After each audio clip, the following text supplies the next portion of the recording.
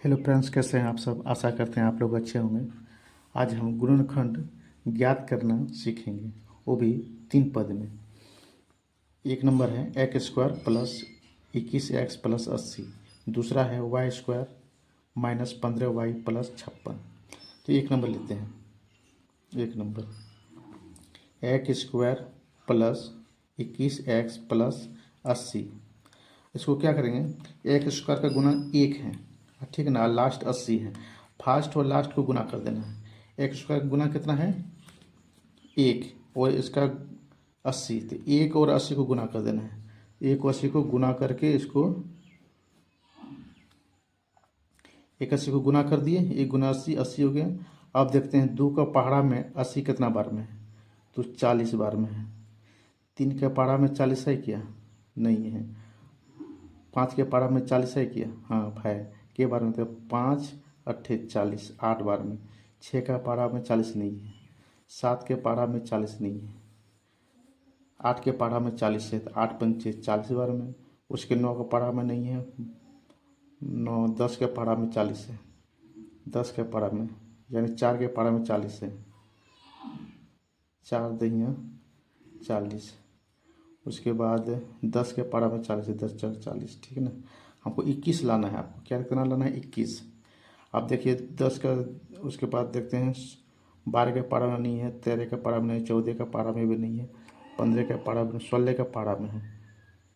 16 का पारा में कितने बार में 40 है, 16 सॉरी 80 है, तो 5 बार में। 16 पंचे 80, ठीक है ना।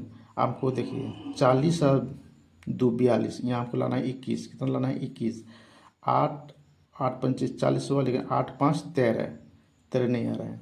10 चौक 40 और 10 4 14 नहीं आ रहा है। तो यहाँ 16 5 21, 21 आ रहा है। 16 और 5 में है। 16 पंचे 80 हो जाता है, ठीक है। और 16 5 को जोड़ेंगे तो 21 हो जाता है। इसी को लेना है और हमको 21 पूरा करना है। तो एक्स स्क्वायर प्लस, अब 16 को यहाँ लिख दिए, 16x प्लस 5x। 16 5x को जोड़ेंगे तो इसके बराबर हो जाएगा, इसके बराबर, ठीक है ना। अब प्लस यहाँ लिख देंगे 80। अब दोनों को कॉमा लेना है, इसको जोड़ी ले लेंगे, यहाँ से अलग कर दिए, दो दो का जोड़ी ले लिए।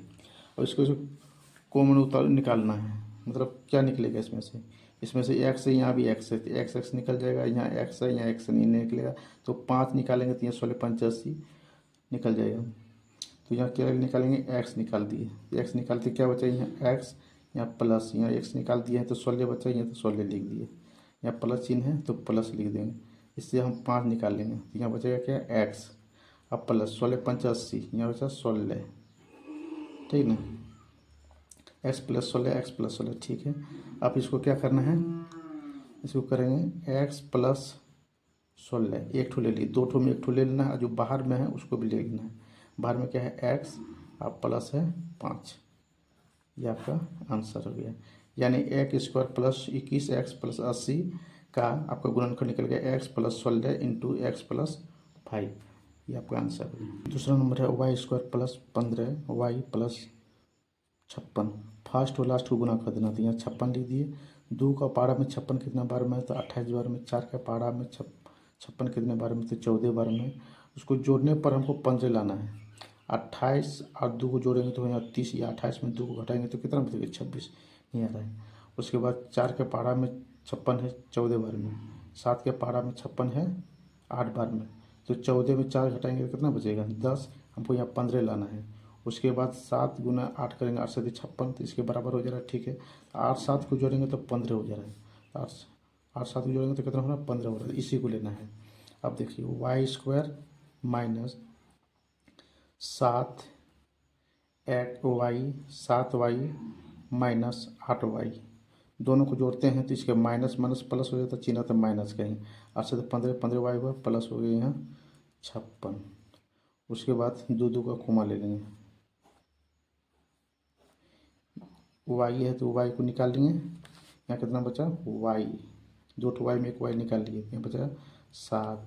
यहाँ माइनस, यहाँ हो गया 8, यहाँ 8 हो गया, तो 8 इसको निकाल देना है, तक यहाँ क्या बचेगा, वाई। तो ये प्लस माइनस, ये माइनस 8 7 56, यहाँ बच गया 7।